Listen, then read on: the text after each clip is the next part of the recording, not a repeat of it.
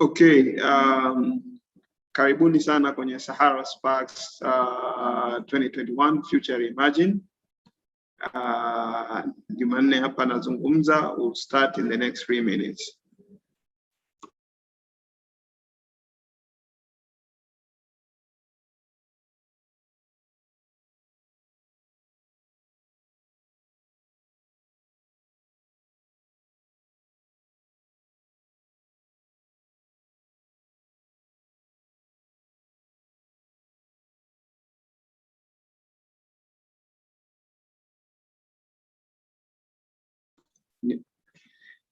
Okay, welcome back again to Sahara Sparks 2021 Future Imagine. I'm very happy, humbled and honored to have you. Karibuni sana. Tutatumia lugha mbili, Kiingereza na Kiswahili. Kiswahili kitadominate zaidi. Na hii ni baada ya kushauriana na partners wetu Tanzania Media Foundation, sababu lengo ni kuweza kusaidia media za ndani na za nje kuweza kuelewa kuhusiana na masuala ya media innovation. Na leo tunafanya hii discussion in partnership na watu wa TMF. In the next few minutes, partner wetu, our partner Dustin Kamanzi and his team will join.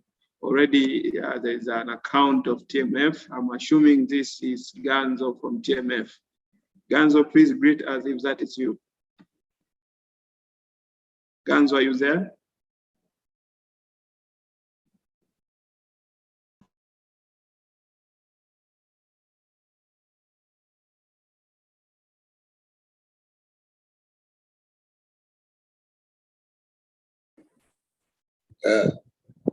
Jumanne. Dustin, tunakusikia, karibu. Mimi nipo. Yes, nipo. Nimepata mahali. Sawa. Yes. Asante sana, nashukuru. Naomba nihakikishe kwanza kama dada Asha naye ana access nzuri ya kuzungumza alipo. Dada Asha, unanisikia? Amejibu yes, amesend a text. Na speaker wetu mwingine ni bwana Michael Mallya. Bwana Michael, unanisikia? Yes, Jumanne, I can hear you properly. Okay, sawa. Dada Asha ameomba, anasema ataweza kuongea in the next 10 minutes. Hata hivyo yeye ataongea in the next 10 minutes kwa sababu kutakuwa kuna dakika kadhaa za mimi kutoa preamble ya conversation yetu, lakini vile vile atakuja kaka Dustin kuelezea kazi inayofanywa kwenye upande wa media viability, especially kwenye upande wa innovation na kwa nini tumeorganize mjadala. Baada hapo ndo tutaenda kwenye panel discussion. Kwa hiyo labda nitoe bit of background. Event ni part ya event ya Sahara Sparks 2021 Future Imagine. Event ni part ya event ya Sahara Sparks 2021 Future Imagine, ambayo ni wiki inayoangalia namna gani teknolojia, innovation pamoja na entrepreneurship inaweza kuwa adapted kama tool ya kuweza kuaccelerate socio-economic transformation in Africa, zooming in Tanzania kwa sababu ndio nyumbani. Kwa hiyo kumekuwa kuna mijadala mbalimbali inayoendelea. There have been a lot of discussion happening since yesterday around innovation, technology and digital transformation. We touched the different sector, health sector, we touched policies, regulations, we had high-level roundtable yesterday. We talked about future and emerging technologies like artificial intelligence and blockchain, and how are they being adapted in Tanzania across different sector. We also looked into different case study in other African countries na vitu gani wanafanya. Leo tulikuwa tuna mijadala mingine asubuhi kwenye sekta ya afya, tukaangalia kwenye afya uzazi, sexual reproductive health, innovation na technology inatumika vipi. Vile vile tukaangalia nafasi ya vyuo, kwa kuna mijadala ya vyuo na kuna paper leo zimekuwa published ambazo zinahusiana na masuala ya digital skills na future of work. Kwa zimekuwa siku mbili ambazo ziko busy kweli kweli, na tunashukuru Mungu tumeweza kumaliza event 4 na hii ni event ya 5 ambayo tuna discuss kuhusiana na masuala ya media and innovation. Kwa nini media and innovation? Recently Technology has been disrupting almost every sector. Na media sector haijaachwa peke yake. Tunaona disruption inatokea na inatokea kwenye kila sehemu. Disruption in people, disruption in processes, disruption in tools that are being used in the media sector. We are seeing emerging of new types of media. Few years ago, if you tell someone concerning something like podcast, anaweza alikuwa hawezi kuelewa. Ukizungumzia issues kama za vlogging, mtu anaweza asikuelewe, lakini right now they're becoming very new ways of how people consume and disseminate information. Also, new types of careers are being formed. You have bloggers, you have podcasters, you have content creators, you have social media influencers. It shows to what extent this industry is evolving and new opportunities are coming into this industry kutokana na haya mabadiliko ya kiteknolojia. Kwa hiyo imekuwa na disrupt sector kwa namna moja au nyingine, na hii imekuwa ikiacha changamoto, lakini inatengeneza fursa mpya kwa traditional media ambazo Tanzania Media Foundation ni mdau mkubwa kwenye kusupport hiyo sector. Kwa tunaangalia sasa nafasi ya ubunifu na teknolojia katika sekta ya media, namna gani media houses zijipange, namna gani media houses zinaweza kufanya kazi na ubunifu au na wabunifu kwa namna moja au nyingine. So this is what we are looking to achieve from this discussion. Lakini kutokana na lesson tutakazozipata hapa, tunategemea vile vile kutengeneza kama report kutokana na insight ambazo zitakuwa shared. Few housekeeping, event iko streamed pia YouTube. Kwa kuna watu wana access kupitia YouTube, kuna watu wana access kupitia Zoom. Kama unataka kushare au mjadala kwenye social media, unaweza kutumia #FutureReimagined, lakini vile vile unaweza uka invite watu kusikiliza kupitia YouTube. Kwa hiyo that being said, bila kupoteza muda, ningependa nimkaribishe Bwana Dastan, atajielezea yeye ni nani, anafanya nini. Lakini sisi ni wadau wetu wakubwa, tunafanya kazi na TMF na we about to do another project kati yetu sisi wao pamoja na watu wa DW. Karibu sana Dastan, uwanjani wako. Ya, nashukuru sana Jumanne. Nashukuru pia kwa utangulizi na utambulisho. Labda ni kuombe kabla hujaondoka nijue muda wetu unavyokwenda ili nijue kwamba nina dakika ngapi za kuongea ili nisije sijaondoka, nipo na niko mpaka mwisho. Muda wako ni dakika 10.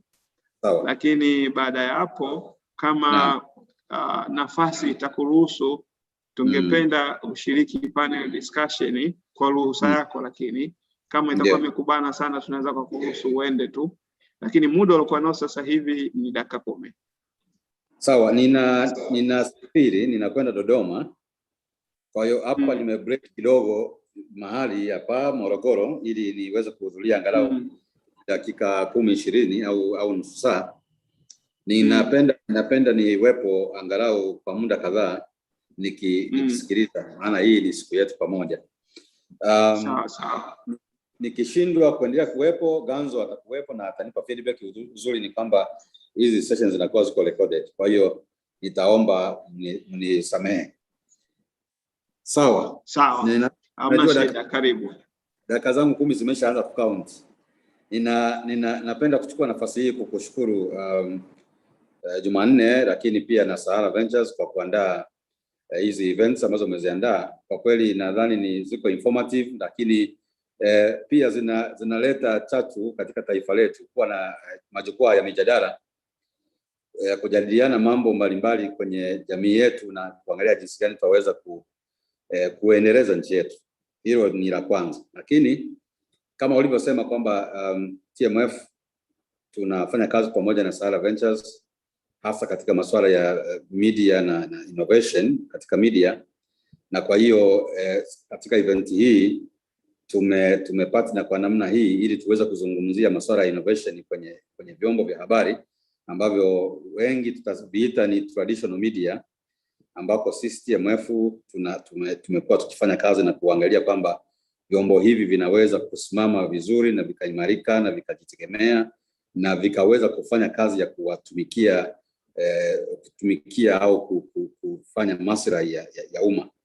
Sasa nikitoa tu tangulizi kwamba TMF tangu 2021 tumekuwa na mradi ambao tumekuwa tukifanya na DW Academy ambao unaitwa Media Viability Project. Media Viability tumekuwa tukitafsiri, mimi hasa nimekuwa nikitafsiri. Tunaposema media viability ni kwamba tunaongelea kwamba vyombo au sekta ya habari ambayo inaweza kujisimamia, inaweza kujitegemea na inaweza kuwa ni endelevu. Sasa neno moja la viability tukiliweka kwenye maneno hayo matatu kwamba sekta ya habari ama chombo cha habari chenye uwezo wa kujisimamia, uwezo wa kujitegemea na uwezo wa kuwa na uendelevu katika sekta, lakini wakati huo huo chombo hiki kikiweza kutoa habari za maslahi ya umma. Sasa huo mradi umekuwa ukiendelea na tumekuwa tukifanya kazi na vyombo vya habari mbalimbali, hasa radio zile ndogo na za kati. Na kati ya mambo makuu matano ya media viability ni pamoja na masuala ya innovation na technology. Na nikisema Kiswahili tunasema ubunifu na teknolojia. Kwa tukiangalia ndani ya vyombo vya habari, teknolojia na masuala ya ubunifu ili viweze kuendelea kuwepo, viweze kutoa maudhui ambayo ni ya kibunifu, lakini pia viweze kuwa na teknolojia, viweze kuwa na tools au zana ambazo za kufanya production ya hayo maudhui ambayo ni ya kisasa ya kiteknolojia ambayo yanaweza kusaidia kushindana katika ulimwengu wa sasa wa sayansi na teknolojia. Sasa katika study yetu na kuwa nao ambao tumekuwa nao na kufanya assessment Jumanne na Sahara Ventures wameshiriki sana kwa karibu, hasa kufanya assessment kwenye vyombo kadhaa vya habari. Kwa kweli kama tuna topic yetu ya leo inayosema future reimagined, ninadhani matokeo ambayo tunakuwa nayo ambayo nitayadiscuss hapa yatatusaidia kuwa na mwanga na wapi tuanze kufikiri na kudiscuss. Naweza kusema vyombo vya habari hivi ambavyo ni traditional kama tutavita hivyo, ukweli ni kwamba vingi sana, kama ningesema kitakwimu ningesema labda asilimia karibia kama 85 vina struggle sana kwenye upande wa innovation na upande wa technology. Kwa asilimia hiyo ni kama vyombo vinatumia kwanza vifaa vilivyopitwa na wakati. Lakini pia ukitazama timu yao ambayo inafanya kazi ni kwamba haina uwezo wa kuendana na masuala ya kiteknolojia na ubunifu wa hali ya juu wa kushindana kwenye soko la wakati huu. Sasa tukianza ku reimagine the future of media kama hizi traditional media, tunaweza kusema kwamba tuna kazi kubwa ya kufanya, wadau wote wa habari na watu wenye kupenda maendeleo ya habari. Tuna kazi ya kufanya kuviwezesha vyombo vya habari, lakini na wenyewe kujiwezesha kuendana na wakati huu tulionao na wakati mwingine kwenda mbali zaidi. Nikieleza vizuri naweza kusema hivi, mara nyingi sana nimekuwa nikisema ninatofautisha sana neno media na uandishi wa habari. Sasa tukitazama uandishi wa habari kwenye vyombo vya habari, nao tunaona kama haupo. Tunaona pia vyombo vya habari, watu wanapojikita kwenye vyombo vya habari, wengine wanaajiri watu na nini, lakini tukitazama sasa hivi Jumanne amesema kuna platforms mbalimbali za kiteknolojia. Tunaona Clubhouse kwa mfano, mtu anaweza kwenda pale akawa na channel yake na akaanza kufanya mambo yake. Sasa unagundua kwamba hizo traditional media ambazo zilikuwa zenyewe zimejicentralize, zimeji-institutionalize na zinaona hapo ndio sehemu ya kuajiri watu. Sasa leo hii watu sasa wengine mimi sihitaji kuajiriwa tena, ni content producer, ninakuwa na channel yangu online, naweza kuanzisha na nikapata matangazo na nikapata kila kitu. Sasa tunaanza kuona kwamba hizi platforms zinazokuja kama hizi traditional media ambazo zenyewe zimejikita, zimewekeza sana kwenye teknolojia hiyo, hata hiyo ya zamani, na zinaajiri watu, zinaanza kuwa na ushindani wa kushindana na mtu individual then sasa zinaingia hatarini kama haziwezi kuwa innovative zaidi, kuja na vitu ambavyo ni zaidi vitawashawishi wasikilizaji, vitawashawishi audience kusema, pamoja na kwamba kuna individuals wao wameshajikita kwenye online huko, sisi tunaendelea kupata vitu vya nguvu, vitu vyenye kutimiza uhitaji wetu, tunaweza kuendelea kucontribute huko. Kama sio hivyo, vyombo hivi vitaingia kwenye struggle sana, na vingine vitadrop zaidi, vitabaki vile ambavyo ni strong, vile ambavyo vina ubunifu wa hali ya juu. Kwa hiyo nadhani changamoto kubwa ambayo sisi TMF tunajaribu kuileta kwenye sekta ya habari ni kusema hizi disruptions anazosema Jumanne na ambazo tunazi experience ni kwamba haziko meant kuondoa vyombo hivi. Hivi vyombo vitaendelea kuwepo, lakini vinahitaji kuwa bunifu zaidi ili viweze kusimama. Nadhani ubunifu ndio kitu kikubwa sana. Wabunifu katika jinsi wanavyo produce content zao, wanavyo package content zao, wanavyojikita kwenye research na research vitu kuliko kwenda na breaking news ambazo wananchi wa kawaida wameshaweza kuzibreak, na wakajikita kwenye vitu deep ambavyo watu wa kawaida hawawezi kuvibreak, hawawezi kuvinvestigate, hawawezi kuvitoa.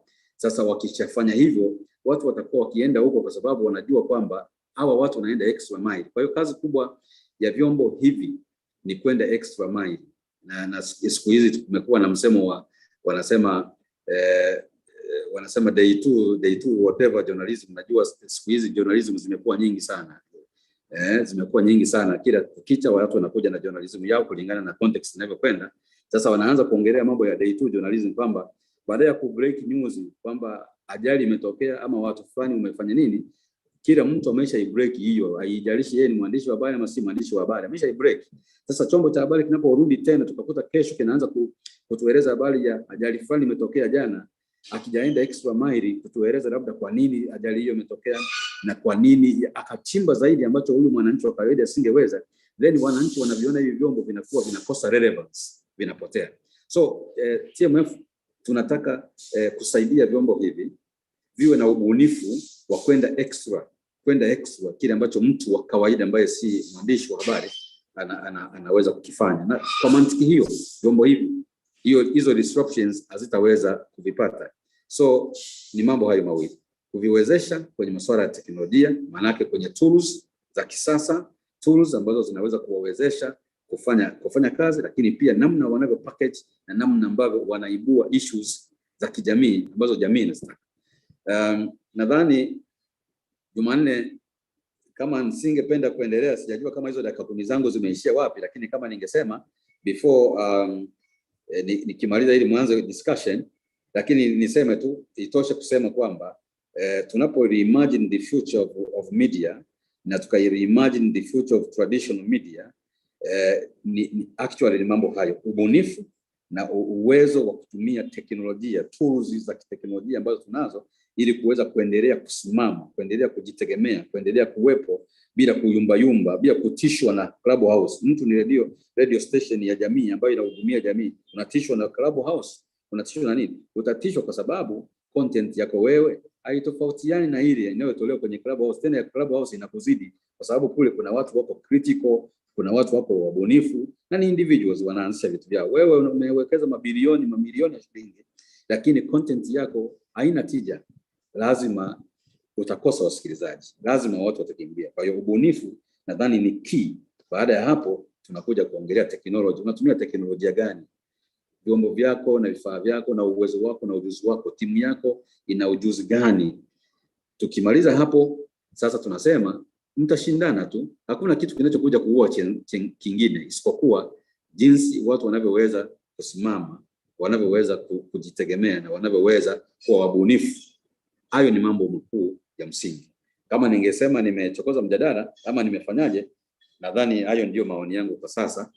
Ninaomba nikurudishie Jumanne kama muda wangu utakuwa nimeutumia vizuri.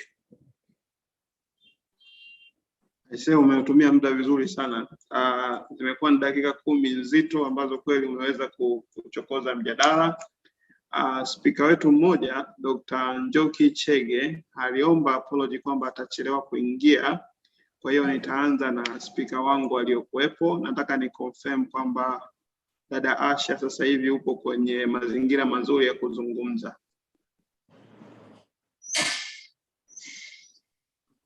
Yes. Asha, you there? Yeah, I am there. Would you mind if somebody goes on forward?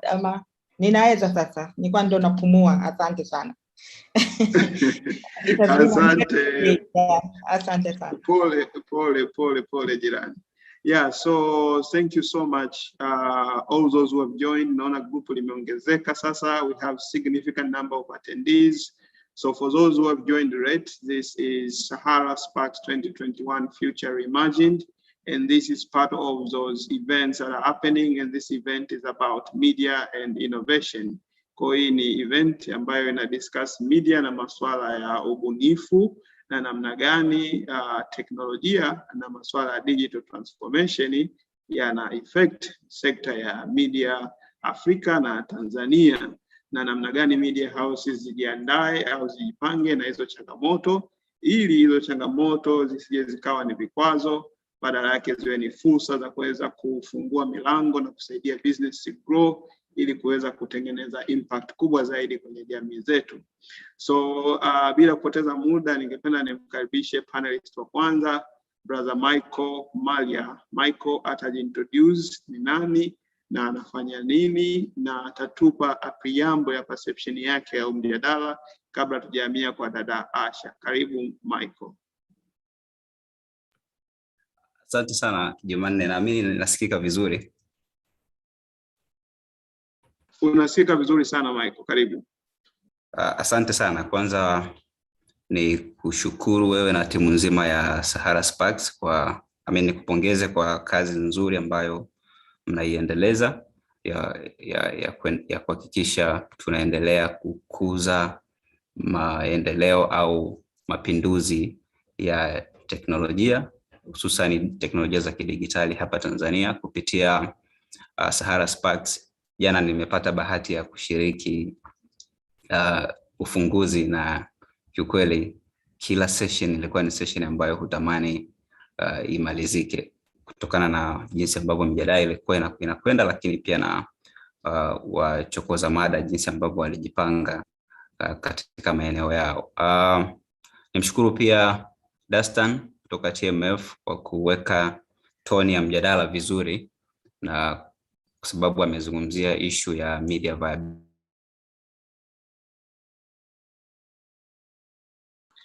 Asante sana brother Michael, kwako na media development. Why are we even nimekatika?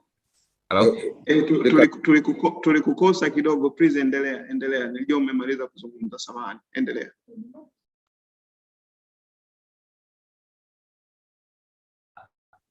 Okay, asante. Nilikuwa nazungumzia issue ya na Hello, nanipata? Kwa shida. Nakusikia Michael. Yeah. Okay, asante. Ngoja niendelee.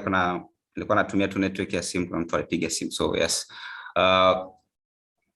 Yes, kwa hiyo kwa ufupi sijajitambulisha, lakini naamini jina langu linasomeka vizuri. Ni Michael Mallya, ni mwanzilishi mwenza, lakini pia ni mkurugenzi au ni afisa uendeshaji wa kampuni ya Sereng ambayo ni kampuni ya teknolojia na masuala ya mawasiliano ya kimkakati.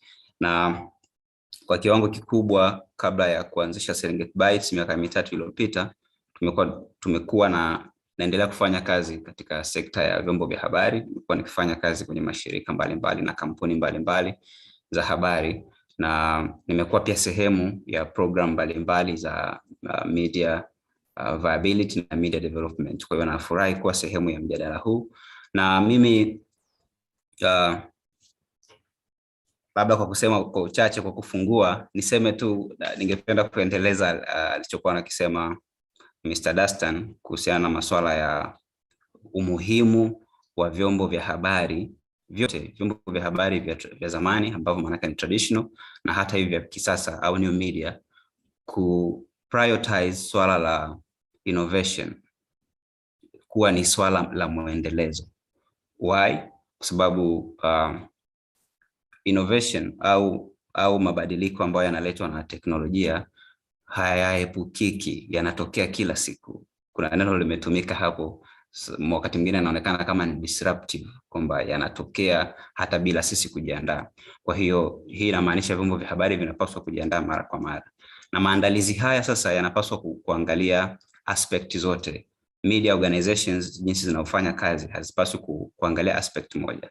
Tunaweza kuwazima wataalamu wa media na technology wana kitu wanakiita 4Ps and 1S of innovation in media sector au media industry.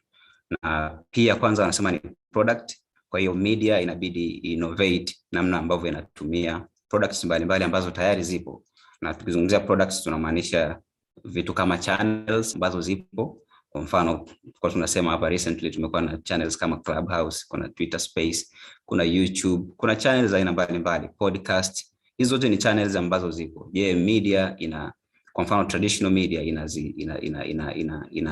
inabadilika vipi kuhakikisha inaweza kufikia hii audience ambayo kwenye hizi platforms katika kama sehemu ya innovation. Lakini kuna P nyingine ya pili ya process.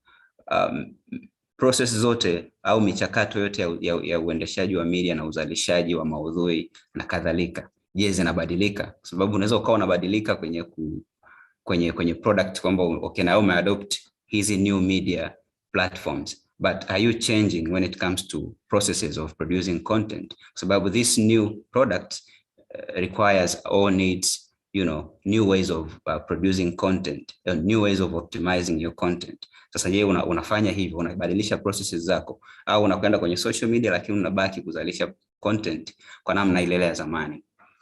Pia tatu ni peer position, ambayo sasa na hii inalenga kwamba part of innovation ni media houses au hizi media institutions kuweza kujiposition kwenye market, kwa sababu market ni kubwa na ina audience mbalimbali. So wewe unajiposition kama nani? Una save audience ipi specifically? Unafanya nini cha tofauti na media zingine ili na wewe uweze kupata ile audience share?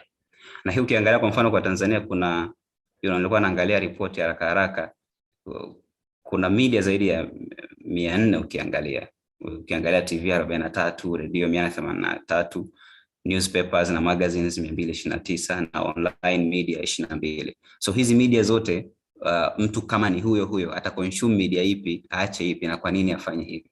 Kwa hiyo kuna umuhimu wa positioning. Kwa mfano tuna media kama Azam ambazo unakuta zimejiposition kwenye michezo na kwenye filamu. Kwa hiyo they are investing a lot kwenye hiyo na wanapata ile niche audience yao. So katika kufanya innovation, media inabidi pia iangalie hiyo positioning. Lakini kuna paradigmatic na mindset, na au namna tunavyoyatazama mambo. Je, inabadilika kwenye media? Naweza tukawa tunataka ku embrace digital au new innovations, but are we changing our mindset? Are we changing the way we are used to do things? Kwa sababu hizi innovations zinaleta new rules na rules of the game zinabadilika, lakini kama tukiendelea kusimamia mambo yale ya siku nyingi ya zamani, je, tunaweza kuendana na kasi ya innovation? Ni hapana. Kwa hiyo hii change of mindset inahusisha change of management, change of business models, kwa sababu hizi new platforms au products zinahitaji pia namna mpya ya kuziapproach, zinahitaji modes mpya za kufanya biashara. Je, tunabadilisha hivyo au tunabadilisha kimoja alafu vingine tunaviacha? Lakini kingine ni kikubwa zaidi ambayo ni S moja, ile inasema ni social innovation. Again, media inapotaka kufanya innovation inabidi ifocus pia kwenye kuangalia namna gani ambavyo mabadiliko inayoyafanya yana impact pia kwa walengwa wao ambao ni watu au jamii. So hii itasaidia kuweza kuhakikisha kwamba media ina market na ina loyal market ambayo inaweza ikaendelea kuisupport as time goes, kwa sababu kama media yako haiserve jamii iliyopo, maana yake ni kama vile inajitoa kwenye market na itakuta inakosa audience. Kwa hiyo ukiangalia hizi 4Ps na S moja zikitumika kwa pamoja, zikiwa compacted, media ikifanya innovation katika hizi aspect zote, naamini ni rahisi sana kuweza kuendana na mabadiliko na kujikuta media zetu zinabaki kwa viable na zinaendelea kukua na kuepuka kufa kwa media kama ambavyo wengi wanatabiri au wengi wanaona baadhi ya media tayari zimeanza kushindwa cooperate. Ni hayo machache, ni ruhusu wengine wazungumze. Asante sana. Jumanne. Asante sana Michael. I say it worth it. The reason I assembled this team is because nilikuwa najua kabisa ni watu ambao mpo katikati ya media na digital transformation. So mnaelewa vizuri kabisa kitu kinachoendelea sasa hivi. And Serengeti Bytes is one of those companies that I'm very sure if you are in the traditional media industry and you are looking to learn on how technology can disrupt the way people produce and how people consume content, is one of those companies what we want to have a conversation with. Kwa hiyo asante sana kwa kutupa hiyo elimu kaka Michael, na sasa tutahamia kwa dada Asha and then nitaanza maswali yangu kwa sababu una maswali mengi sana kwako Michael. Karibu dada Asha, jitambulishe tafadhali, na wewe uko kama Michael kwa sababu umekuwa katikati ya traditional media na digital media kwa muda mrefu sana, tangia enzi za Jamii Forum mpaka sasa Media Convergence. Kwa tutafurahi sana kupata busara yako. Karibu dada Asha. Asante sana, nashukuru sana Jumanne. Kwanza nishukuru kuweza kuhusishwa katika hii panel ambayo kwa kweli najifunza pia, na watu ambao maweka hapa ni watu ambao napenda kusikia toka kwao. Lingine naomba niwapongeze sana Sahara, yani big up. Jana roho imenyuma sana kukosa kwenye event, lakini uzuri wa tunazungumzia masuala ya innovation and technology, kutokuwepo pale hakujanizuia mimi kufahamu nini kiliendelea.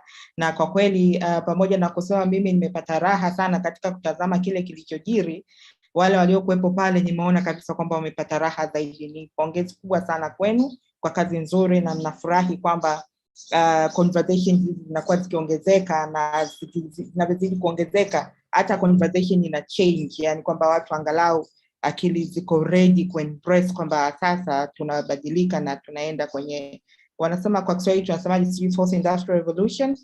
Kwa hiyo inatia moyo sana. Naomba nimshukuru pia kaka Dastan na TMF kwa kuweza collaborate hapa na Sahara Sparks na kutuwezesha sisi kufika hapa leo kuweza kuchangia kila ambacho tunaweza kuchangia. Naomba nikiri kwamba Michael ameua kile nilichotaka kuzungumza kwa robo 3. Kwa hiyo itakuwa mimi kanipunguzia na kazi kidogo, kwa hiyo na maana nitapunguza zaidi maelezo ili tuweze kupata maswali mengi zaidi. Kwa hiyo I second kila ambacho ameongea Michael, very well explained. Asante sana. Hata hivyo ningeomba kwa upande wangu nijikite upande wa hiyo tunapozungumzia mindset change.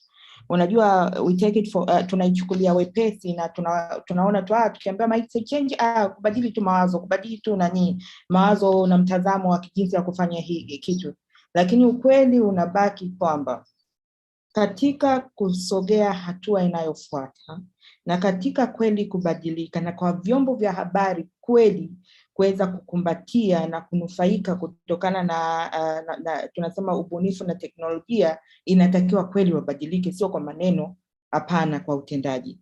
Na kubadilika pia katika upande wa media industry, kwa upande wa kwa media landscape ya Tanzania, ninaweza nikasema kwamba nimeainisha aina kama 4 ama 5 hapa. Ni lazima niainishe namna gani tunasema mindset change ili kuweza kuweka wepesi kwa upana kabisa nini hasa tunamaanisha. Tunapoambia media kwamba wanatakiwa wa adapt innovation katika kazi zao na technology, wao wamejikita zaidi kwenye namna wanawasilisha habari. Yani chombo cha habari kikitoa taarifa ama habari kwa kupitia social media, wao wanakuwa wanajua wamemaliza. Tukiitana mikutano tukafanya kwa Zoom, wanajua wao sisi tuna operate digital, yani tuko digital kabisa. Na hiyo, so that is not what we are talking about here. Tunaongea zaidi ya hapo. Tunaongea katika kudisrupt ni namna gani habari zinakuwa zikiendeshwa, ni namna gani vyombo vya habari vinakuwa vikiendeshwa, na ni namna gani utendaji ama information inakuwa collected ama inakuwa inawasilishwa kwa watu. Na bahati nzuri kuna mifano mizuri sana Dastan ametoa mwanzoni wakati akiwasilisha. Kwa hiyo I would say la kwanza kabisa la kuzingatia katika kubadilisha mindset change ni kwamba ukikubali kwamba inatakiwa tubadilike, haitoshi. inatakiwa ukubali kwamba tunatakiwa tubadilike na kujua kwamba sasa kuna hatua zinatakiwa kuchukuliwa, na hatua hizo necessarily inawezekana zinatakiwa ziwe external, kwa sababu kama siku zote mlikuwa mkijiendesha kwa utaratibu ule wa kizamani ambao unaonekana pengine ni wa kizamani, hata kama unaona kwamba kwa unafanya kazi kipindi kile, unapotaka kubadilika ni muhimu sana kuhusisha wataalamu na ecosystem yetu ina wataalamu wengi wa kutosha ambao wanaweza wakawa part of partners wa kuweza kuangalia ni namna gani media house inatakiwa ibadilike. Na while zamani tulikuwa tumezoea kwamba media house zote zinaendeshwa sawa, let's say kama ni gazeti basi wote wategemea matangazo, na kipindi hicho revenue nafikiri 8 or 85% revenue ya matangazo ilikuwa inatoka serikalini, lakini sasa hivi inabadilika, everything kinaenda digital. Kwa hiyo tunaposema kwamba kubadilika, sio kwamba kila media house itabadilika sawa. Believe me kwamba kuna media house, kuna namna ambavyo media house inaweza ikabadilika yenyewe kutokana na modality ambayo business model wanataka kuiapply ili waweze kwenda kusonga mbele. Namna gani? Ndo hapo tunaposema ni vizuri wakahusisha watu ambao ni wataalamu katika hilo eneo kuweza kushirikiana ni namna gani wanaweza kubadilika. Kwa hiyo ile hatua ya kwanza kubadilika, hicho ndio kitu cha kwanza cha kujua. Lakini kitu cha pili ambacho inabidi media house ifahamu ni kwamba sasa hivi haziwezi kufanya kazi independently kama vile ambavyo zamani kila media house inaweza ikajitegemea yenyewe kabisa, kama media house ikajitegemea kwa matangazo, ikajitegemea kujiendesha kwa njia na vipato mbalimbali.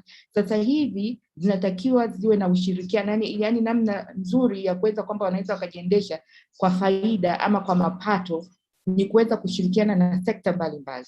Hapa tunazungumza ni sekta za watu waliopo pengine kwenye tehama, tunazungumzia hapa ushirikiano pengine na watu ambao hata CSO communities na taarifa nyingi sana, yani kwamba namna gani wanaweza ka spike up conversation. Kuna option nyingine ya development partners. Kwa hiyo hizo collaborations ni vitu ambavyo inabidi media houses tuweze kuangalia kwa upana kabisa ili kuweza kusonga mbele.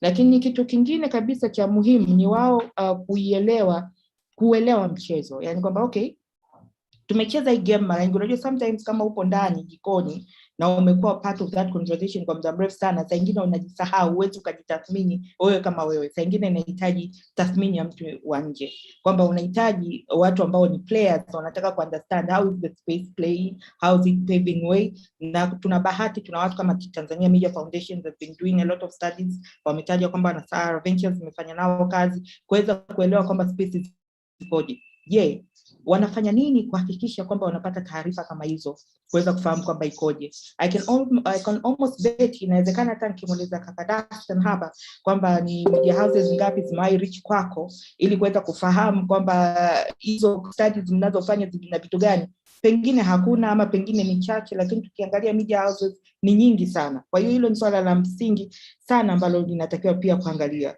Lakini kingine pia ni kuangalia katika kuwekeza kwa waandishi. Yani kwamba unaposema mindset change na tumesema kwamba una disrupt, it is so very easy kuwekeza kwa mwandishi kuliko kudisrupt the whole house. Kwa sababu mwisho wa siku ni kwamba media house kama media house nyingine ni kubwa sana. It's a very expensive labda ku change the whole technology, lakini it is easier ukianza kuadapt technology taratibu kupitia wale watu ambao ndio watu wako ambao unawategemea ili waweze kuwasilisha habari ambazo zinawasilishwa kila siku.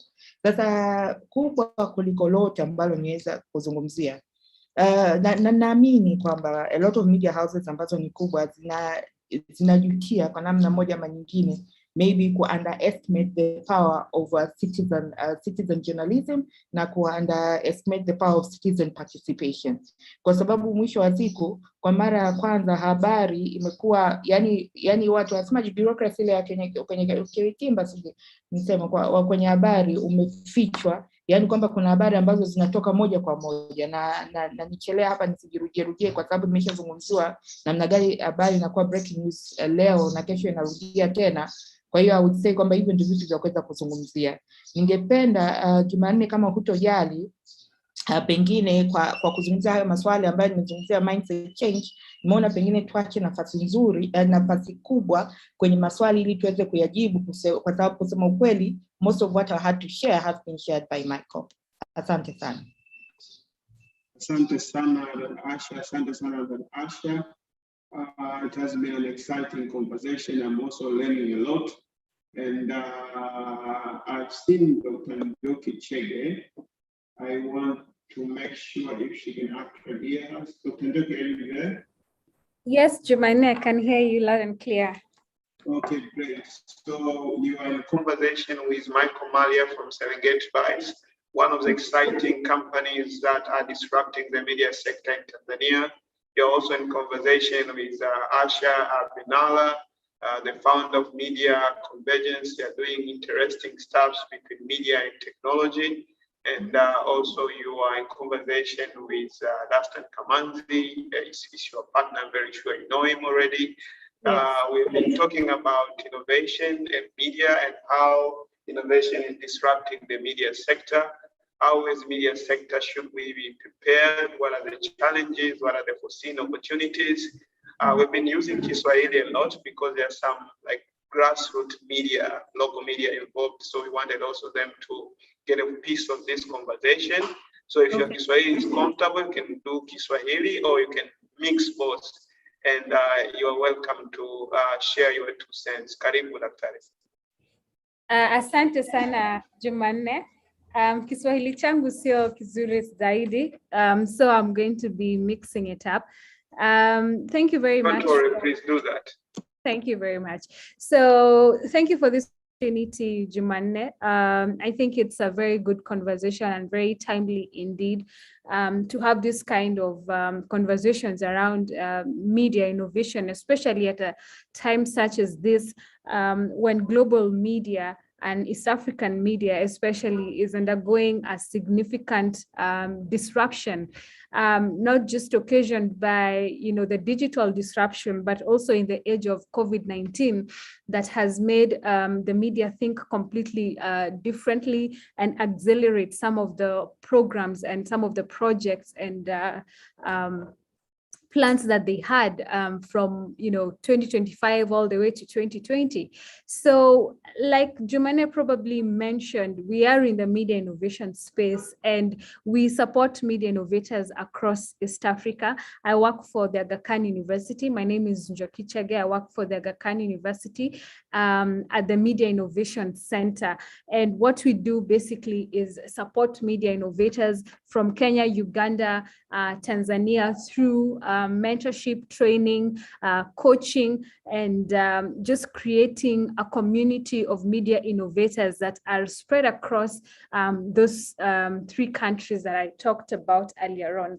But I think the conversation that we really need to be having at this point is what are some of the opportunities for media innovations? If you're a media innovator or if you're a media practitioner, what are some of these opportunities that you maybe need to be looking at? Some of the wonderful opportunities that we've been thinking about and supporting at the Media Innovation Center is really content around minorities. And I'm talking about content for women, content for young people, and content for other minorities that are have never seen their stories or have been chronically underserved in the legacy news media organization. So these are some of the areas where media innovators that we are working with and supporting are actually experimenting with, and they're actually doing a very good job, and the returns are high with this regard. So the other area of media innovation that I think that some of us might need to think about is in-depth journalism.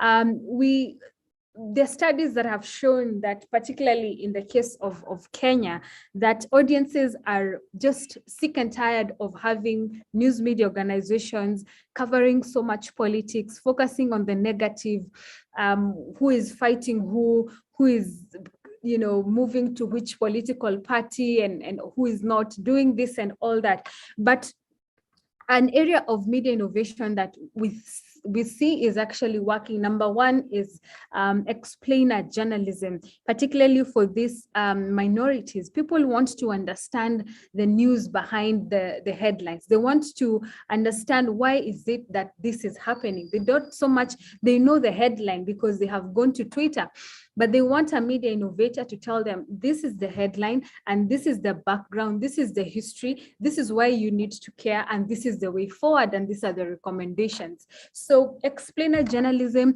mixed a little bit with solutions journalism that is not really talking down at your audiences, but also just providing insights and telling the stories from a more positive, solutions-oriented angle. That is solutions journalism. So those two combined and doing content that is of course high quality and experimenting with different with different formats like video, podcasting, audio, community radio, and all that.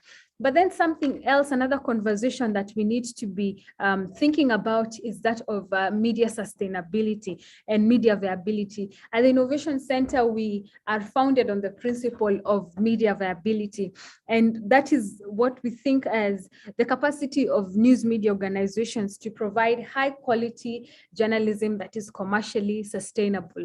I know this is not a conversation that journalists like to have, especially if you tell a journalist, what is your sustainability plan and where do you see yourself financially in the next 3 to 4 years and all that, and they feel very offended actually when we begin to have these conversations. But I think with COVID-19, it is important for us to begin to think about how the media is going to be sustainable in the years to come. What are some of these avenues for revenues? Advertising looks like it's still doing its time, but what are some of these alternative sources of revenue? Are we talking about content partnerships? A lot of startups that we work with mainly rely on grants. So that's also something else that we need to ask ourselves. Are grants are grants sustainable for media? Can news media organizations, especially the smaller news media organizations, can they really survive on grants? And when we begin to think about sustainability, then we also need to think about how to build the capacity of these media organizations, and especially media innovators, people who have decided to go out on their own to understand the basics of running a media organization. What does accounting entail? What does basic financial management entail? What are the economics of the media, and how are you going to stay in business? Because we know that the foundation of any democracy is a free, independent, and a sustainable press. Obviously, so that we can begin to delink ourselves from advertising when it doesn't come. What does that mean in that case? So at the Media Innovation Center, we do quite a bit of training around storytelling. We also do trainings on the business side of journalism. I don't mean business journalism, I mean the economic side of journalism. How do you run your startup? What does it mean to fundraise? What are the areas that you need to think about? Who are some of these people that who are some of these organizations that you need to approach, and how do you approach each and this kind of organizations and all that. So Jumanne, I think I'm going to leave it at that because I've been talking for quite some time, and probably just hand over to you for questions or comments from either you or the audience. Thank you very much. Thank you very much, Dr. Njoki. Sorry, that was a very, very informative comment. Because of time, I really like to continue the conversation, and I really like to facilitate and ask you guys question directly. Ningependa kuuliza maswali na nini, lakini leo sio siku yangu. I blog about this. I wrote a couple of articles about media and innovation, so it's something of my interest. But I'm very sure we are all here to learn, and others would like to learn a lot. Watu wana maswali mengi ya kuuliza. Labda sasa ningerudisha kwa audience Mmesikia presentation ya Dastan, mmesikia presentation ya kaka Michael wa Serengeti Bites, mmesikia presentation ya dada Asha Abinallah, na mmesikia comment ya Dr. Njoki Chege from Aga Khan University. Naomba nirudishe kwenu na nitoe nafasi kwa wale ambao wangependa kuuliza, aidha kwa comment kwenye chat box maswali yao au kwa kuuliza directly. Unaweza ukainua mkono and then tutakupa nafasi ya kucomment au kushare your opinion au kuuliza swali. Karibuni sana. Na Jumanne. Naam. Naomba uwape nafasi ambao wanapenda kuniuliza mimi, maana nataka niondoke. Kama kuna mtu sawa. mimi naomba. Asante sana. Kama kuna mtu ana maswali ya moja kwa moja kwa kaka Dastan kwa sababu yuko safarini, anasafiri, tungependa amuulize kabla hajaondoka. Karibu yoyote yule ambaye anataka kumuuliza kaka Dastan. Kaka Dastan anatokea TMF na hizi ndio shughuli zao za kila siku za masuala media viability, na wana interest kubwa na masuala ya innovation. Karibuni.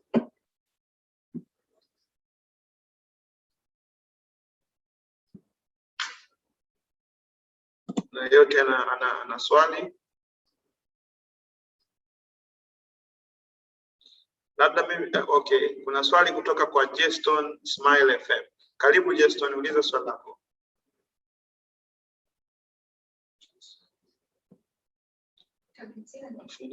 Fungulie sema.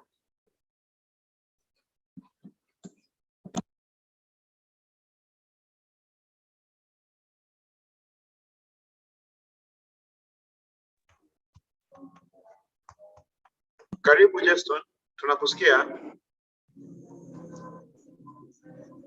Hello. Okay, asante. Ya, nilitamani sana nimuulize Mheshimiwa Dastan, lakini kwanza nishukuru kwenye somo hili la innovation technology. Napata changamoto moja kwenye namna gani sasa program inaenda kutusaidia kama radio nje ya training na nini. Maana nimemsikia hapa mmoja alikuwa anazungumza, anasema ifikie kipindi kwa isiwe maneno tu, lazima tunapozungumzia innovation and technology kwenye media tuingie kwenye vitendo. Sasa kwenye hizi media ambazo ni local, muda mwingine kuna changamoto ya hivyo vifaa vya kisasa. Kuna vitu ambavyo vinahitaji masuala kama haya. Labda ningepata tu ufafanuzi pamoja na struggle za media zenyewe kupitia media viability hii grants. Kuna namna yote pia zinaenda kuwezeshwa kuhakikisha kwamba hasa kwenye masuala ya vifaa kuna uwezekano wa kufika kwenye level hizo.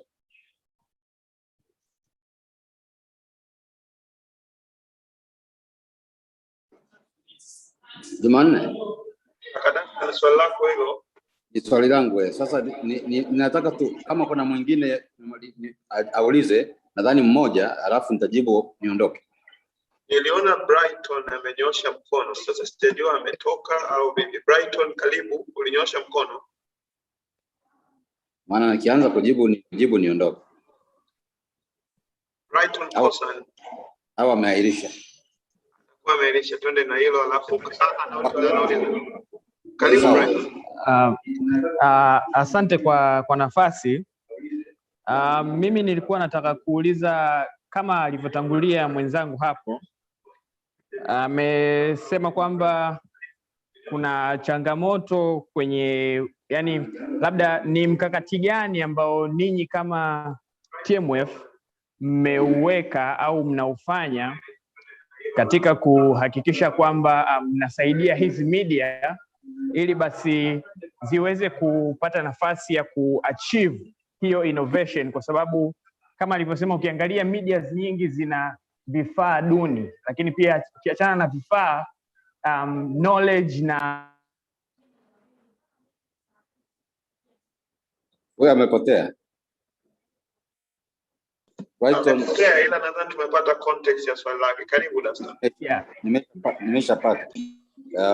Sasa labda nijibu hivi, najua wote wamejikita kwenye ni jinsi gani TMF na wadau wengine wanaweza kusaidia hasa kwenye masuala ya vifaa. Na masuala ya vifaa ni hapo mtabuka sana kwenye vyombo vya habari kama nilivyotangulia. Sasa labda niseme kwamba hii program ambayo tunaianza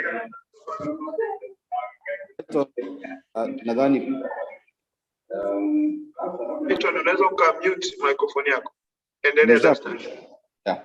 Nasema tumeanza hii program, tulianza kufanya assessment ya hivi vyombo na tulipofanya assessment. Halo Jumanne. Dastan, tunakusikia vizuri sana. Kuna simu inaingia na ina distract ninachofanya. Okay, sasa tunakusikia vizuri tu. Okay, nasema kwamba hii program ndio tumeianza na kazi kubwa tulioifanya ilikuwa ni kufanya assessment kwenye vyombo ambavyo tumeanza kufanya navyo kazi. Na kwa hiyo assessment ilijikita kwenye maeneo yote matano ya media viability. Ambayo sasa niliposema maeneo yote matano labda wengine wanaweza kawa hawayajui, lakini ni pamoja na kusema kuangalia chombo ambavyo kinaweza kumudu kufanya kazi katika mazingira ya kisheria na kisiasa yaliyopo, lakini pia kuangalia masuala ya kiutawala na masuala ya management ya rasilimali watu katika chombo mahusika, lakini pia masuala ya business, jinsi ambavyo chombo hiki chaweza kujiendesha kibiashara na kuweza kumanage masuala ya finance zake. Lakini jambo lingine ilikuwa ni hilo la swala la ubora wa maudhui yake na hilo la masuala ya ubunifu na masuala ya teknolojia. Sasa tumeshafanya study, tumeshafanya assessment, tumeshajua, na kwa hiyo TMF tunafanya kazi na wadau wa maendeleo. Kwa tunajenga hoja kwamba isiishie tu kwenye kuendesha mafunzo kama haya kwenye mitandao, kwenye nini, lakini kama watu hawa hawawezi kuwa na vifaa, hawawezi kuwa na vitu vya kuanzia, tuseme tu ni mtaji wa kuanzia, kwa sababu kama unataka mtu asimame, uweze kumpa vifaa vyote, kumpa kila kitu. Kimpa kila kitu hata aweza kusimama.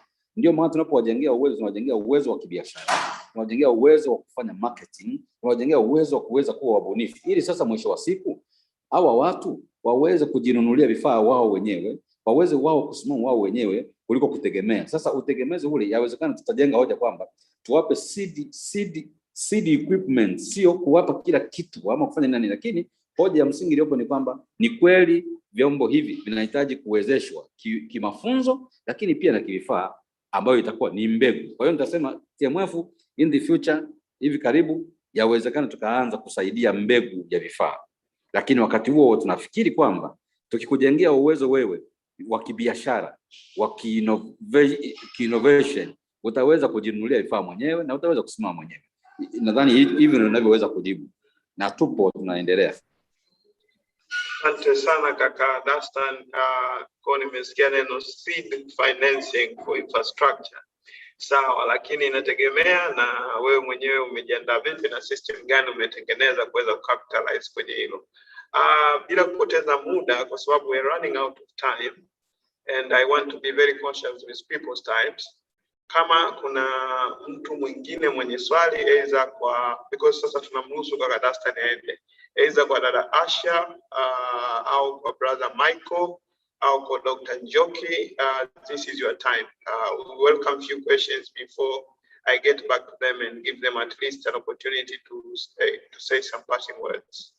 Kuna mtu yote mwenye swali kutoka kwenye audience kwa yote kati yao?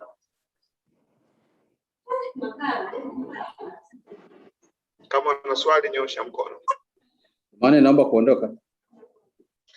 Tumekuruhusu kaka Dastan, unaweza kwenda. Na asante sana kwa muda wako na partnership hii. Nashukuru sana wote mliohudhuria, nashukuru sana Sahara Ventures na Jumanne, nashukuru Dr. Njoki, wote nawashukuru sana. Asanteni sana. Karibu sana Dastan. Sawa. Kuna swali kutoka tena kwa Jeston, na mimi hili litakuwa linaenda kwa speaker waliobaki. Karibu Jeston.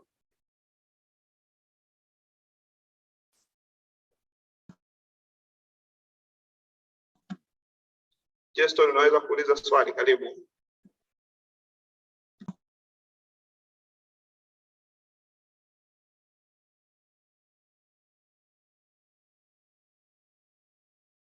Justin? Hello, Justin? Okay, naona kuna technical glitch. Dada Asha, unanisikia? Yes, nakupata vema kabisa. Yeah, Alafu just kama anaongea lakini sijui ana struggle labda kufungua hiyo mic. Aha, okay, let's see. Imeshafunguliwa. Ngoja tujaribu tena ili tumpe nafasi yake. Yeah. Justin, kama ulikuwa na comment au na swali, karibu.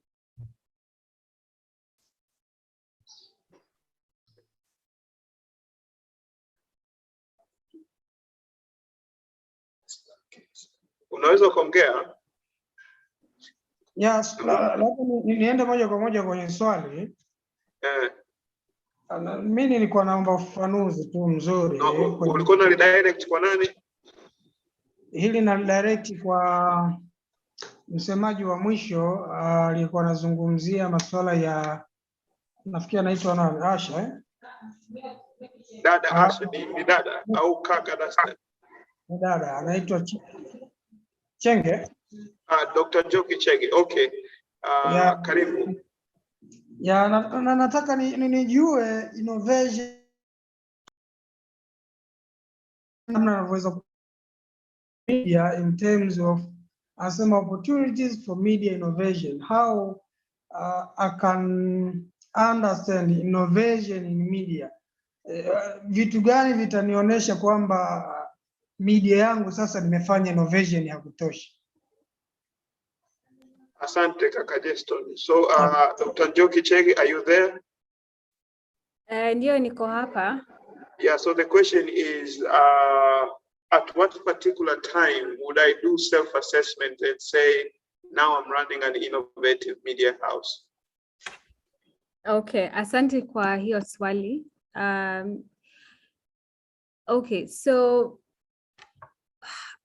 Okay, so I think it is important that you begin to think about your audiences. What is the audience saying about your product? Kama watu ambao ni wasikizaji wako ama wasomaji wako hawaelewi ama hawataki kitu ambacho una produce, if they are not welcoming and their reception towards your content is not what you expected or what you think is optimal, then I think it's time for you to think about your strategy. Kitu cha pili ni revenue. Tunaona kwamba advertising revenue inaendelea kukua chini kwa sababu ya Google na Facebook. So I think that is also another indicator. If you're not getting enough revenue to cover your expenses, your overheads and all that, then I think probably is also time to rethink your strategy as an innovator. But I think the most important thing, kitu cha muhimu kabisa ni audience wako. What are they saying? Nini ambacho wanasema kuhusu product yako, kuhusu maandishi yako na media yako? I think I will leave it at that. Asante. Thank you so much, Dr. Njoki Chege. I will allow two final questions before I give a chance for speaker to wrap up. Anyone with a question, please?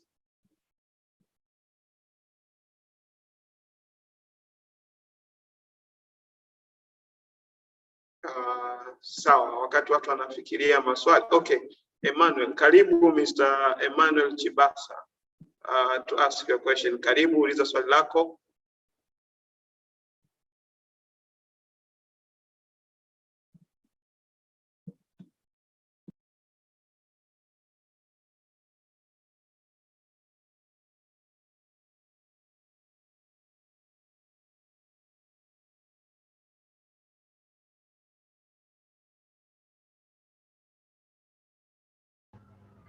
Okay, asante sana Jumanne, sijui kama unanipata vizuri. Tunakusikia vizuri sana Emmanuel, karibu. Okay, asante. Nimemsikiliza dada Ana, kuna vitu fulani ameshare ambavyo ni vizuri. Pia nilikuwa nahitaji tu kupata uelewa kidogo kuhusiana na approach katika ile swala lilosema kubadilisha mindset za watu ambao kama vile ni audience kupitia hizi social media. Mimi ni miongoni mwa watu ambao kidogo naweza nikasema ndio mwanzoni nimeanza kuingia kwenye innovation baada ya kuwa nimepata mafunzo kutoka TMF kwa ajili ya innovation, lakini pia nimeweza kushiriki katika yale mashindano ya Aga Khan University ambayo yamemalizika hivi karibuni, japo sikubahatika kuingia katika wale washindi, lakini nilisogea mpaka top 40. Kwa hiyo nilikuwa napenda sana kujua kwenye hii mitandao ya kijamii katika kufanya ile audience outreach, nimeona kuna vitu kama post engagement na post reach. Kwa hiyo nilikuwa nataka kupata kidogo ufahamu kutoka kwa hao wataalamu ambao wanashughulika sana kwenye masuala ya mitandao na kujengea uwezo wa waandishi wa habari. Tunapo kwa mfano mimi ndo nimeanza, lakini naona kwenye post reach na pamoja na post engagement inakuwa kubwa kuliko like. Sasa ni vitu gani ambavyo nahitajika nivifanye ili niweze kuboresha page yangu ili niweze kutoa service ambayo inaweza ikawa ina manufaa kwa wakati na kwa haraka zaidi? Asante Michael, ningependa kulidirect hili swali. Ulikuwa unataka alijibu dada Asha, maana unasema Ana. Oh, dada Asha, yes. Dada Asha aliongelea kitu kinaitwa mindset changing. Sawa. Nikilisikiliza hili swali, dada Asha anaweza akalijibu sana vizuri sana kwenye mindset changing. Lakini tuna mtaalamu hapa bwana Michael. I'm very sure Serengeti Byte wanasaidia kampuni ku build their digital presence and brand. Anaweza kayuko vizuri zaidi kwenye masuala ya engagement pamoja na hizo nini perception na likes na vitu vingine. Lakini kama dada Asha naye anataka kujibu atalijibu. Karibu dada Asha, and then tutaenda kwa Michael. Asante sana Jumanne. Nashukuru, nafikiri nakubaliana na wewe kabisa, akina Michael wamefocus zaidi hapo. Ila kwa yale machache ambayo naweza nikaongezea hapo, ni Emmanuel ambaye ameuliza swali, ni kwamba kwanza unapotaka kujipima kama unafikia watu wengi, njia nzuri zaidi ni hiyo engagement na reach kuliko hata like, especially inapokuja content ambazo ni ngumu tunaita yani content ngumu ambazo tunaita kwamba ni ngumu kwa maana ya kwamba sio entertaining. Watu wengi ambao wanatumia social media, especially kwa nature ya Facebook, kwa nature ya Instagram, au mara nyingi sana wanakuwa wanahitaji content ambazo ni rahisi kidogo. So haimaanishi kwamba content ambazo una share zikiwa ngumu hazifai, zinakuwa zinafaila taratibu. Growth ya page yako ina grow taratibu ukilinganisha na yule mtu ambaye anaweka vitu vya kistarehe, vya kimuziki ama nini. Kwa hiyo kitu cha kwanza ambacho mimi naweza ngozungumzia kwenye swala la growth ya pages, la kwanza ni kwamba uwe na content ambayo iko very very systematic na consistent. Kwa maana kwamba wewe kama unaweka taarifa zako, umeamua kwamba utatumia Instagram, hata kama watu wengi hawa embrace pale, yani hawakumbatii hiyo taarifa, hakikisha basi uwe na utaratibu ambao unaeleweka, ambao ni wa mara kwa mara. Swala la pili ambalo kwa mara inaweza ukachagua iwe kwa siku, unaweza ukachagua of course kwa siku ni bora kuliko nikisema kwa wiki. Lakini kingine ambacho kipo ni kwamba katika hizi pages bahati mbaya sana watu ambao wanamiliki hii mitandao ya hizi social media networks, na wao wako kibiashara zaidi. Yani wanataka wanufaike kutokana na watu ambao wanaweka taarifa pale, na kufanya kunufaika kwao kuna wafanya wao kwamba unaweza kuwa unaweka post kila siku lakini bado haionekani na watu wengi. Lakini kuweza kuonekana page yako na watu wengi inakuwa inafanya kwamba uweke taarifa mara nyingi zaidi. Kwamba unapoweka mara nyingi zaidi, angalau idadi ya watu ambao wanaona ni wengi ukilinganisha na post moja kwa siku, kutokana na kwamba wanakupush wewe, wanataka kukatisha wewe tamaa ili uweze kulipia, iweze kuwafikia wengi zaidi. Zaidi ya hapo, kwenye swala la mindset change, kusema ukweli ni tatizo kubwa zaidi kwenye media houses. Tunasema hivi vyombo vya habari vikubwa ukilinganisha na waandishi ambao wako katika individual level. Kwa hiyo mwandishi mwenyewe yuko kwenye individual level, na tunasema siku zote kwamba mwandishi, journalist wa Tanzania yeye ndo ana nafasi kubwa ya kurevolutionize hii hapa. Na topic ya leo tunasema future image, yani wao wana nafasi kubwa zaidi ya kubadilisha landscape yote ya habari inavyotolewa kuliko hata media houses, kwa sababu media houses kuna too much bureaucracy, decisions zinakuwa held sana, wafanya maamuzi ni wengi. Kwa hiyo swala la mindset, shida kubwa zaidi ipo kule. Kwenye swala la waandishi wa kawaida, kweli shida ipo kwa wale waandishi wa zamani. Afadhali waandishi wapya sasa hivi wanakumbatia sana kutumia mitandao ya kijamii. Waandishi wa zamani walikuwa naona kama vile ukiweka taarifa kwenye vyombo vya social media na nini, kama vile wanapunguza thamani ya taarifa yao, wakiamini kwamba chombo cha habari pekee ambacho kinafaa aidha ni redio ama gazeti na vyombo vingine ambavyo vimezoeleka kwamba ni vya zamani, wakiwa wao wenyewe wakisema kwamba taarifa zinazotoka kwenye mitandao ya kijamii nyingi zinakuwa ni za uongo, hazina credibility na nini. Kwa hiyo ile akili yao ya kutokubali kwamba change inakuja na waone kwamba ni sehemu sahihi na wao waingie zaidi, waweke hizo taarifa za sahihi, ndio hiyo mindset change ambayo tunazungumzia. Naomba nimkaribishe mwenzangu Michael hapa aongeze kwa kina ili iweze kupata zaidi, kuongeza thamani kwenye pages zako, na kila laheri katika utendaji wako Michael. Emmanuel, kila laheri Emmanuel, naomba nisamehe. Asante Asha, baada ya kumnimalizia nondo ndo umenikaribisha, lakini nashukuru sana. Yes, Emmanuel, engagement kwenye social media ina mambo mengi, lakini Asha amejaribu kuyazungumza mambo kadhaa mazuri.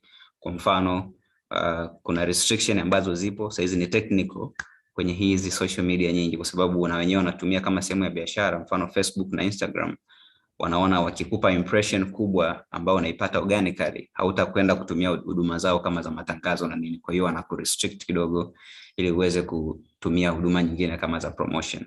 Lakini kikubwa, bado tunasema ubunifu katika namna ya kuwasilisha maudhui yako ni kitu cha msingi, kwa sababu mitandao hii inatofautiana watumiaji. So cha kwanza, kama mtu ambaye anaendesha mitandao ya kijamii labda ya radio fulani au ya media fulani, ni muhimu kwanza ukawa unafuatilia zile tunaita analytics. Ukawa unajua zile, sijui kwa Kiswahili tunazitaje vizuri, taarifa zile za watumiaji wako. Kwa mfano, kama una followers 1000, ni muhimu ukaenda kwenye hizi social media ukaangalia hao followers 1000 ni watu wa aina gani, wana status ipi, wanapenda nini, wanafuatilia vitu gani kwenye social media. Hizo taarifa zote zipo. Kwa hiyo utajua namna wewe ya kupackage information zako ili waweze kuengage, kwa sababu engagement ni action. Yani mimi nikiingia kwenye social media saizi ili niweze kuengage na content fulani, lazima inishawishi nione kwamba okay, huyu muandaji wa haya maudhui amefanya kitu cha tofauti ambacho kimecapture attention yangu au kimerespond kwenye queue yangu ya information, ndio niweze kuengage. So content, namna ya kuandaa content kibunifu. Kwa mfano, unaweza ukawa umeandika makala ndefu kwenye gazeti. So ukichukua the same makala ndefu ukapeleka Instagram, unaweza hata mtu asipay attention. Lakini ukivunja zile facts, kwa mfano labda katika makala yako ungekuwa unaelezea mambo 5, ukazivunja ukasema facts 5 kuhusiana labda na lese makala yako ilikuwa inahusiana na ndoa za utotoni, labda facts 5 kuhusiana na ndoa za utotoni Tanzania, ukazi highlight pale, ukaziweka vizuri kwenye graphic yako, alafu ukaweka linki kwenye bio. Utashangaa mtu anavutiwa na zile facts, anaenda kwenye bio anasoma makala yako. Lakini ungeipaste nzima pale, asingesoma kutokana na nature ya hii mitandao, jinsi ambavyo watu wanaitumia. Kwa hiyo kuna hilo la content, lakini kuna pia kuijua audience yako. Hiyo ni muhimu zaidi. Ukishajua audience yako, unaweza kujua namna gani ya kuwafanya waweze kuengage. Hayo machache tu. Kwa hiyo kikubwa, unaweza ukawa na content plan, amesema Asha, ukawa una post mara kwa mara pia, sababu mtu anaweza kaona wasiengage, lakini akiona mfululizo akashawishika, akaona okay, hapa hii ni page ambayo anaweza kuifollow na kuengage nayo. Yes, ni hayo tu machache. Asante. Asante sana. Kuna mkono wa Mark, nataka ndio mkono wa mwisho.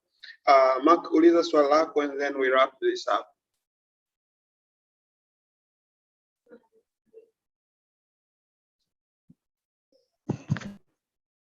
Sana Jumanne.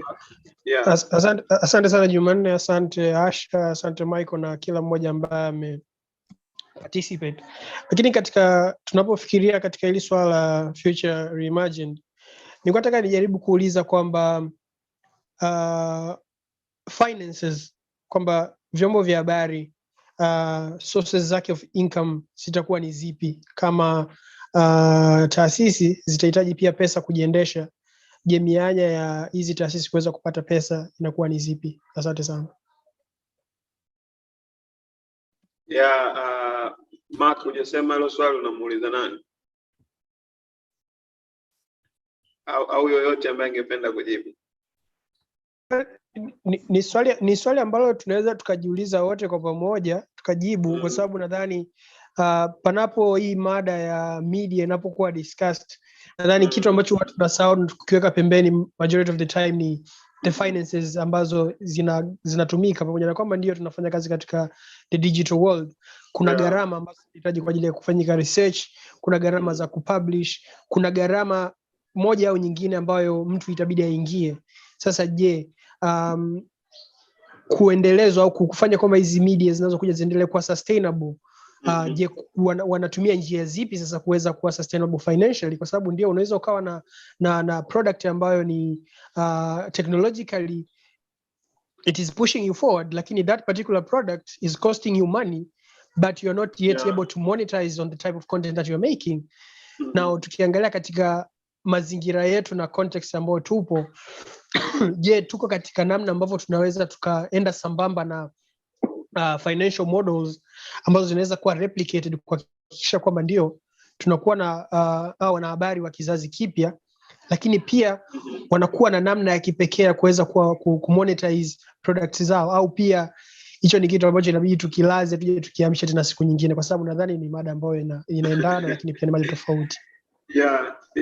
I totally agree with you, and it is part of what we are looking to do with TMF and EW, which is helping media houses to capitalize on digital transformation and digital tools to rethink their business model. So it's actually a project which you're about to be engaged in, and as much as watu wengi wanapenda kukapitalize kwenye innovation na masuala ya digital transformation, na kubaliana nawe kabisa, first kwanza yako expensive, lakini la pili unahitaji uwe na talent, especially smart creatives, watu ambao wanaweza kukapitalize kwenye hizo innovation. Lakini vile vile kuna change management issues, management au watu wanaofanya maamuzi na bidii wawe tayari kubadilika. Kwa hiyo kuna changamoto nyingi ambazo zinaweza zikawa ni kikwazo kwenye kuadapt innovation kwenye media sector au kwenye media houses au kwenye traditional media. Lakini vile vile changamoto they are also bringing some other opportunities, kwa sababu kuna fast movers advantage. Those who go in fast compared to wengine ambao watachelewa, they have better chance to succeed, kwa sababu numbers don't lie. News is no longer news. Hakuna watu wanaokaa kusubiri taarifa habari ya saa 2 ya ajali iliyotokea asubuhi. So you have to find a way ya produce something beyond the news, researching on the news more detail or more insight. Kwa ni lazima kuangalia namna gani tunafanya hivyo. Lakini vile vile kwenye issues za business modeling, haiwezi kuwa innovation if it's not feasible, if it's not viable, and if it's not sustainable. That is not innovation. It can be an invention, unakuja na kitu kipya, lakini sio innovation, kwamba sio ubunifu, kwa sababu kama ni ubunifu ambao unaenda kuongeza your cost of operation and eventually is crippling you down and you're closing the business, then it's a luxury, it's not part of your business model. Kwa hiyo kama ulivyosema, ni discussion ambayo yenyewe of itself ni nzito, maybe tutaifungulia mjadala mwingine in the future. For the time being, for the purpose of time, to measure blast 17 minutes extra from the time we agreed to stop this session. I would like to start with Dr. Njoki. Any parting words, Dr. Njoki, and anything that you want to leave with this audience that can value them from Aga Khan University? Thank you very much. So I think my parting word is we should never stop learning. We should never get to a point of complacency. We must always keep innovating and always keep challenging ourselves on the next big thing. Sometimes success can make you feel like you have arrived, but we must always remain teachable and learn something new every day, and always work towards improving our products for our audiences. Thank you very much. Thank you, Dr. Njoki, and then I'll go to Dada Asha. Any parting words, and what value can our audience gain from media convergence? What kind of partnership they can get in? Because part of Sahara Sparks 2021 Future Imagine, beyond our theme, we are pushing this agenda of partnerships and strategic collaboration. Karibu, Dada Asha. Asante sana. Thank you. Thanks a lot, Jumanne.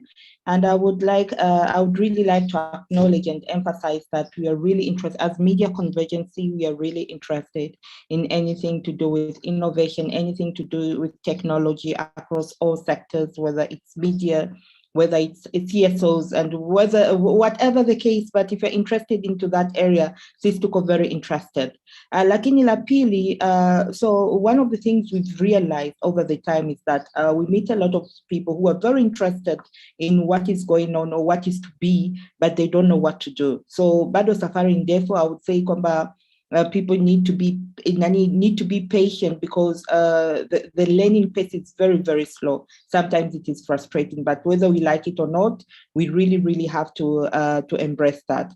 And just touching on a point, just kidogo to slightly on what Mark had raised, is that I think we need to be very careful when it comes to kitu gani tunakuja kufanya in whatever changes we want to do. So if we close ourselves so very much by wanting to adapt whatever is existing out there, then we close ourselves. That is not innovation. And normally, when you adapt something which is foreign, in some circumstances, it doesn't work very well locally, or I would say in the local context. So what we need to do is just to understand our space, understand it properly, not as individuals, but with partners and through these conversations. Because when we understand the space, then at least we get to understand what we need, and then we can get a solution, which you can apply technologically, whether it is an imaging or applied technology, that is another matter, but then you will find a solution which at least would work. And it's frustrating, I know it may not work the first time, but it will eventually work. So Jumanne, thank you very much for this session. Asante sana. And Michael, kwako, any parting words? Asante Jumanne. I will say, technology, and media innovation will never cease to be disruptive. And then we just need to, to master the new rules of the game, and again, to be very, very proactive in managing the changes that are, coming, that are forcing us to change as a media houses or media owners, because without adapting to these changes, it means that we are going to die. So I think we should keep managing the changes very strategically and very proactively, so that we can stay and adapt to new changes. Asante. Thank you so much, Michael, and the rest of the panelists. Please follow very closely. If I was a media house today and I really want to catch up with what's happening in the media sector, the official page of Serengeti Vice on the social media pages can be a very good resource to start from. The official page of Media Convergence, if you can spend more time trying to understand their work, that's another area you can learn. But also the DW Academy and the Aga Khan University, the works that Dr. Njoki Chege and other colleagues are doing is an amazing work, the support they're giving. So please make sure you follow the speakers and the institution. It's crucial you do that. That being said, I would like to welcome Ganzo from TMF to give, if I call it vote of thanks, or a closing remark, so that we wrap up the session, because TMF is our main partner for this session. Ganzo, are you there?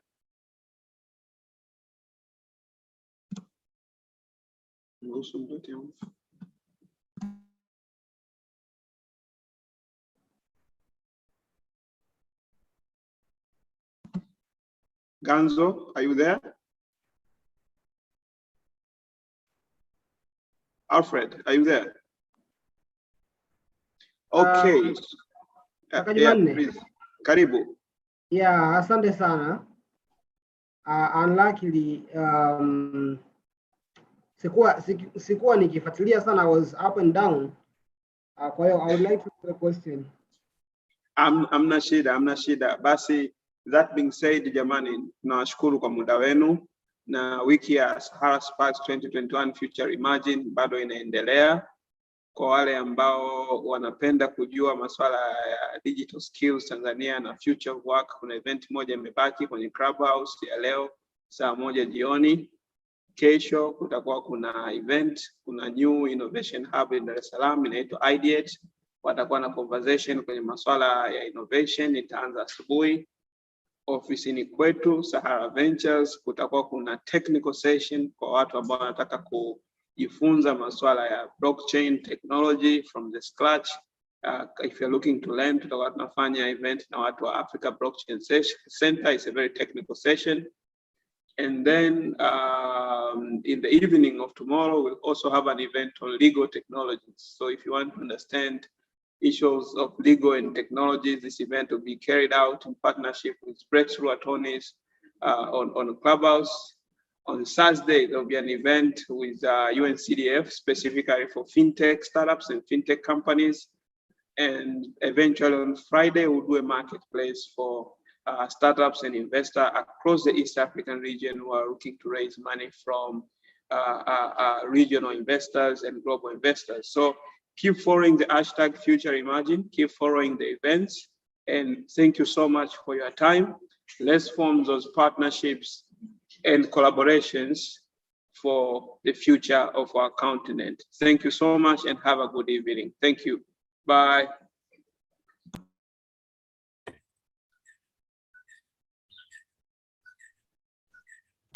Bye.